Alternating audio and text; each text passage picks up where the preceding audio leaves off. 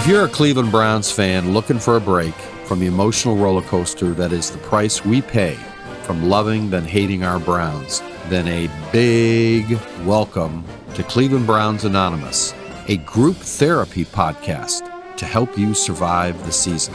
So let's start our meeting. Hi, everybody. It's Mike and Brook. Riley here. Sort of a Monday post-debacle podcast, but we're hearing a lot of rumors, a lot of buzz. So by the time this drops, it will probably be confirmed.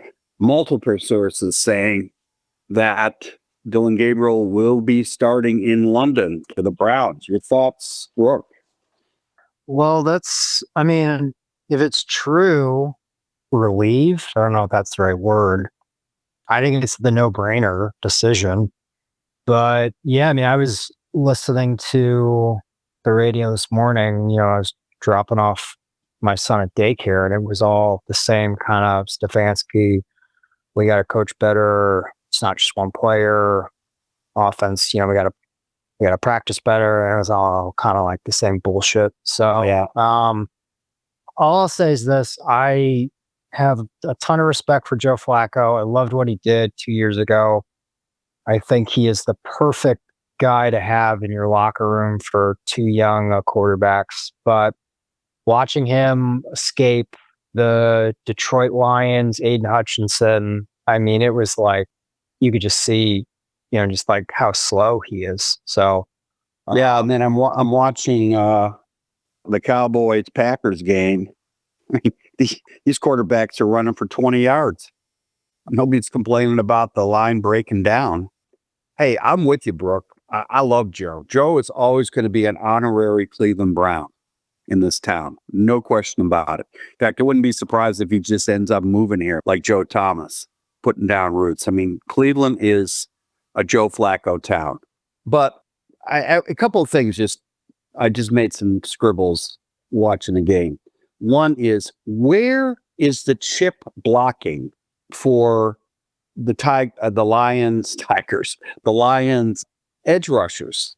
I'm watching them triple team Myles Garrett, and there was nobody. They were single. And I thought Stefanski was kind of renowned with his chip blocking. Hell, put, who's that guy? Aiden Cunningham? Is that our guy? Our bruiser, our 290 guy? Huntington. I get him mixed with Hutchinson. Yeah, get him in there in the backfield. Just blast these guys. You see the hit that Ford put on one of the Lion rushers? Practically knocked the guy out. So that's number one, when non-existent chip blocking. But I think Joe is just too slow.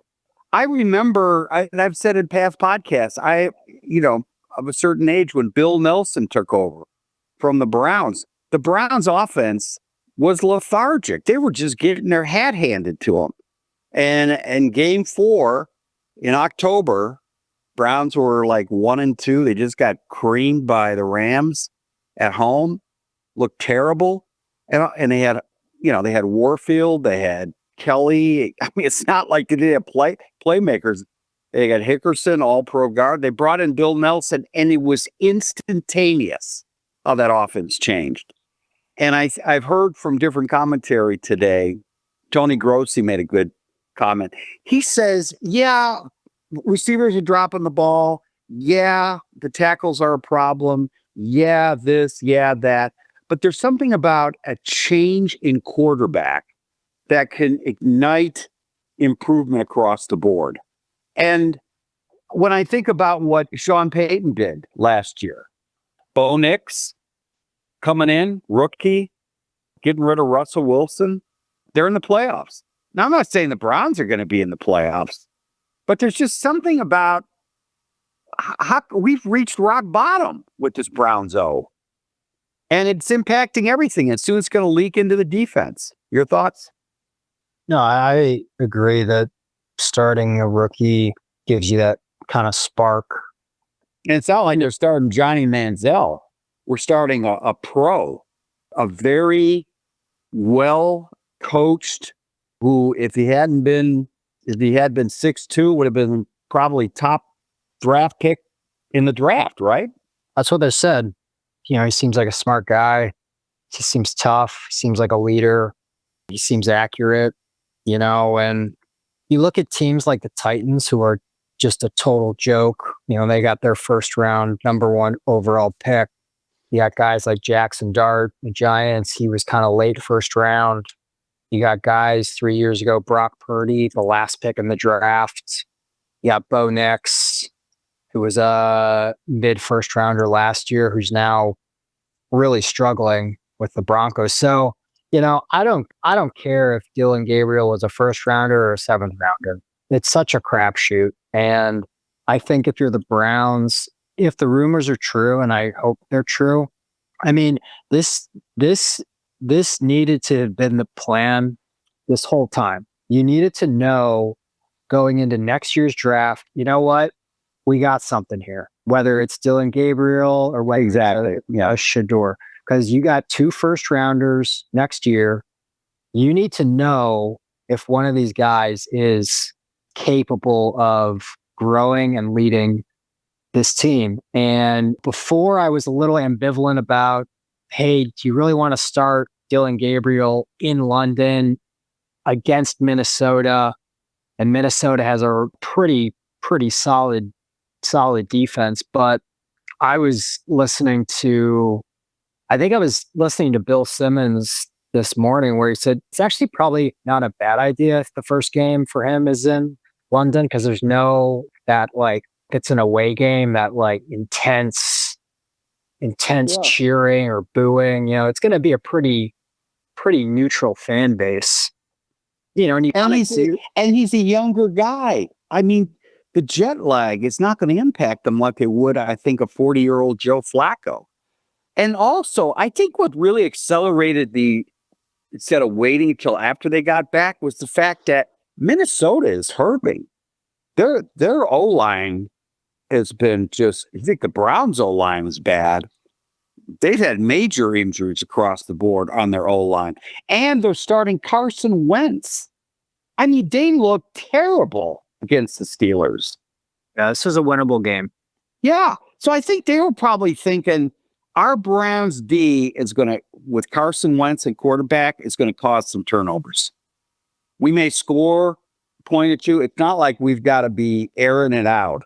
And I think getting Cam Robinson, left tackle, in a good veteran, not a serviceable veteran, a good veteran, and fingers crossed, Jack Conklin comes back. And just know that for Dylan Gabriel, since he's a lefty, your right tackle needs to serve as your left tackle. Exactly. So you need your best tackle on the right side. And that's so hopefully that's Jack Conklin. Yeah. You get Jack Conklin, you get some chip help. I'll tell you one more thing the Browns got to change besides quarterback. They cannot put up with these drop passes. I'm kind of wondering, I mean, Jerry Jeudy drops the pass again. That was a game changer, the pass he dropped on 3rd down. He caught that. They're in the red zone. They score a touchdown. It's 2017. Instead, he drops it, they punt it, and they return it for a touchdown. These dropped passes, they're like motion penalties. They're like, remember back in the bad old days with Hugh Jackson? I mean, it just seemed every time they punt, there was some blocking in the back. And again, you get back down to Kevin Stefanski's mantra, tough, accountable, et cetera, et cetera, et cetera. Get one of the other guys in there. Really? Get another guy, because if Jeudy can't catch the ball, which is why he got traded by the Broncos, by the way.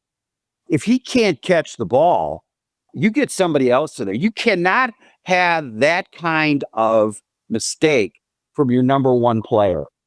Well, I think too, it's our 2 best offensive players, in my opinion, are the rookies, Judkins and Fannin.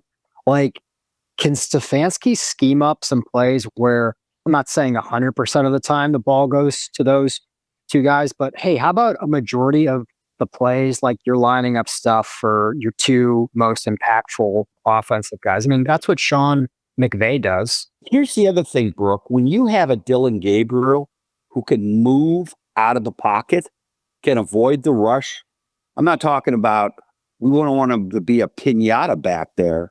But when he can kind of step in, maybe go to the side, all of a sudden he beats the rush, he's rolling out. Now we're playing playground football. We're not necessarily relying on, and you've got that speedster we got, what's his face? Isaiah Bond. Bond starts breaking loose. Fannon's out in the open somewhere. Maybe Judkin's out in the flat. Now you've got the threat of a running quarterback when they're playing man-to-man. Joe's the veteran, but I'm faster than Joe Flacco, and I'm 72. I'm serious. I'm watching him, and I'm thinking, I'm not 6'5", built like an oak tree. But on the other hand, I think we forget.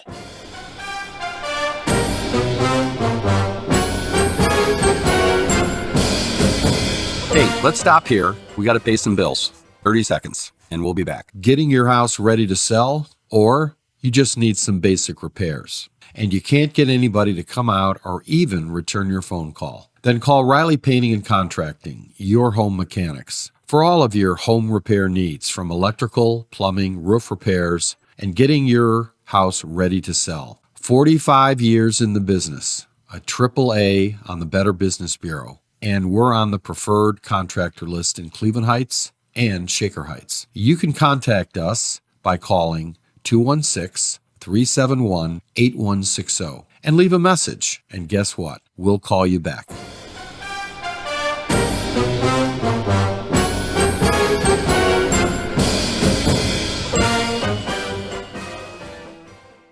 We need a guy who's not Deshaun Watson, who's not dropping back, uncontrolled, dropping out of the pocket scheme, blocking scheme, and scanning the line to see if anybody's rushing him because he's gotten hit too many times.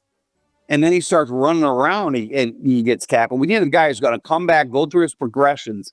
If it's not there, he can get out of the pocket. He can motor.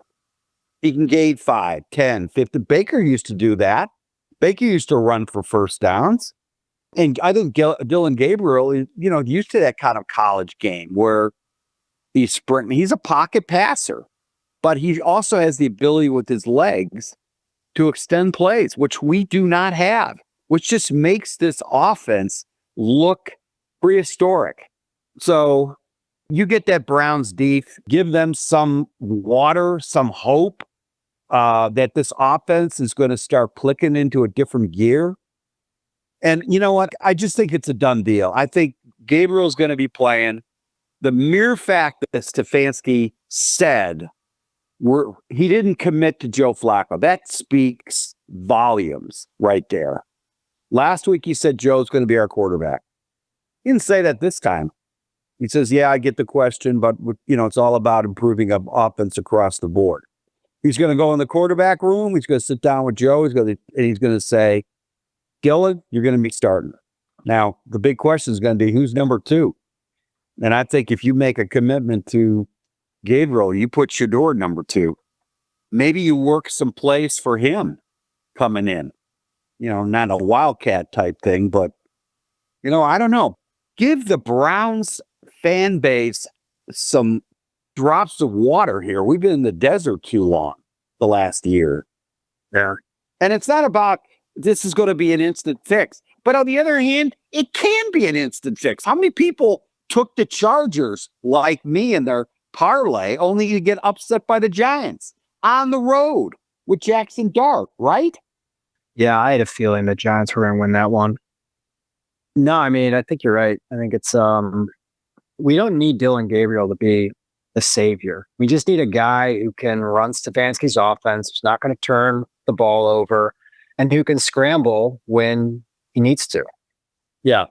Yeah, we don't have that.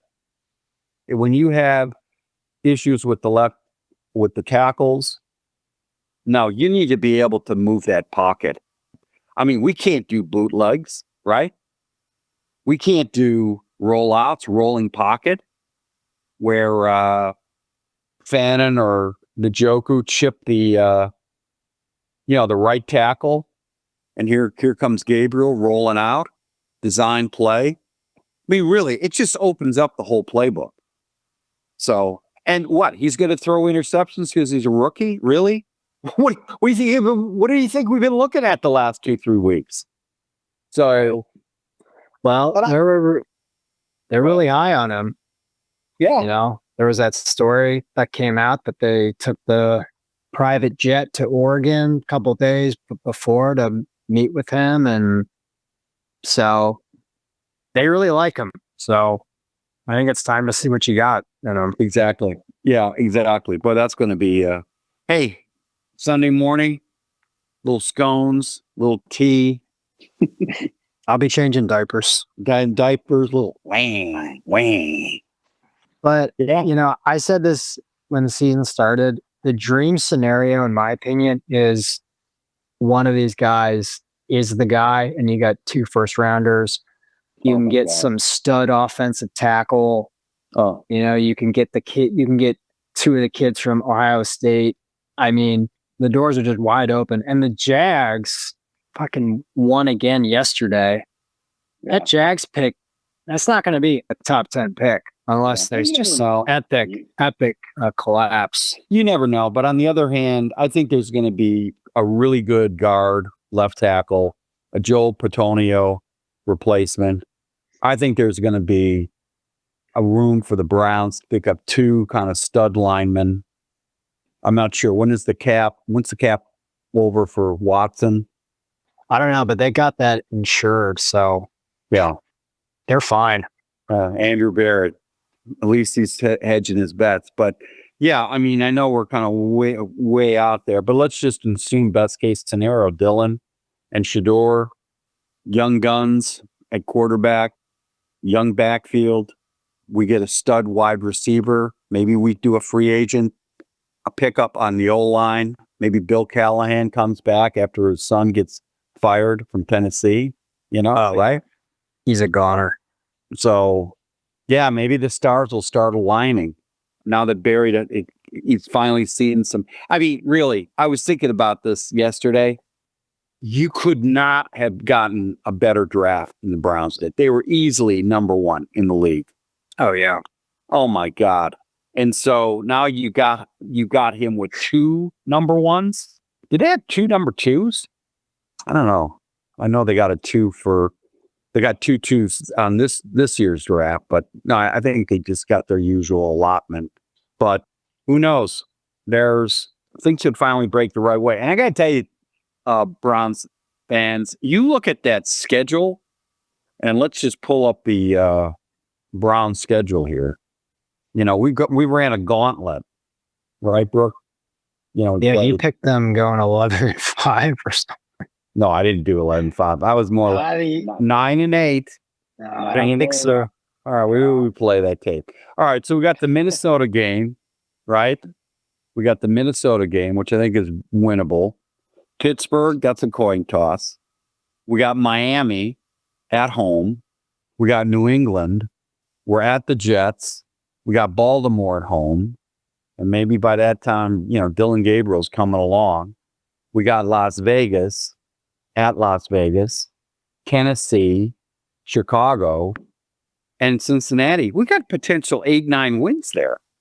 I mean, just think about it. I think we're going to lose to Buffalo. We're going to split with Pittsburgh. I think we could win. Look, if we had good quarterback play, we could have been easily 2-2. Yeah. And if knock on wood, we don't have injuries to that D line. That defense against the Lions was superb. I mean, they busted a couple of good runs, but you take away those turnovers again, the fumble, the punt return. I mean, we were very competitive with the Lions offense. It was tough sledding for them. We just need to score more. Exactly. 17 points is the high. Yeah, exactly. And you know what? And I think didn't Dylan Gabriel, he's not the second coming, but I think he's going to give you a spark across the board. And somebody better be leaning into Jerry Jeudy and Bubba Ventrone. and taking them aside and saying, you know what, you drop passes this game, I'm pulling you. Okay. I mean, we got Amari Thrash coming in for Cedric Tillman, who's been a quasi bust, right? Who's our other receivers out there? Oops. I don't know. Cedric Tillman. I mean, yeah. Maybe Amari Cooper can come out of retirement. I don't know. So he didn't drop the ball. That's a big difference. So anyways, so we're going to have we may have a quick podcast, Brook, this Sunday, noontime, after watching the London game, and we'll do a recap. All right. Sounds good. All right. Thanks, everybody. We'll All right. get the scones ready in the tea. Go Browns and go Guards. Go Guards. Okay. Talk to you later. Okay. Thanks, guys. Bye.